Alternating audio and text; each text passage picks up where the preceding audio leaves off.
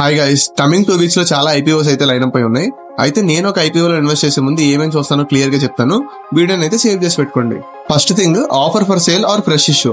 Offer for sale కన్నా fresh issue అయితే కంపెనీకి అడిషనల్ మనీ వస్తుంది, గ్రో అయ్యే ఛాన్స్ అయితే ఎక్కువ. Second thing, PE ratio.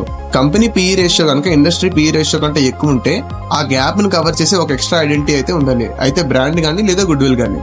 Third thing, company financial analysis. Last 5 years గా కంపెనీకి minimum 10 to 20% revenue and profit growth అయితే ఉండాలి. కంపెనీ సింగిల్ సప్లయర్ మీద గానీ సింగిల్ డివిజన్ మీద గానీ బిజినెస్ కోసం అయితే డిపెండ్ అయి ఉండకూడదు. Fourth thing, promoters share holding. Promoters కనుక ఐపీఓలో షేర్స్ సేల్ చేస్తే ఎంత పర్సెంటేజ్ సేల్ చేస్తున్నారు అనేది కూడా చెక్ చేసి ఉండాలి. లాస్ట్ పాయింట్ చాలా ఇంపార్టెంట్. కంపెనీకి ఐపీఓ బజ్ లేకపోయినా, జిఎంపీ లేకపోయినా మీకు లాంగ్ టర్మ్ లో బిజినెస్ మోడల్ సస్టైన్ అవుతుంది అని అనిపిస్తే మీకు ఐపీఓ లిస్టింగ్ లో కాకపోయినా లాంగ్ టర్మ్ లో మంచి గ్రోత్ అయితే వస్తుంది. ఇలాంటి ఇంట్రెస్టింగ్ కంటెంట్ మన పేజ్ లో డైలీ వస్తానే ఉంటుంది. ఇన్ఫర్మేటివ్ గా అనిపిస్తే అకౌంట్ అయితే ఫాలో చేయండి.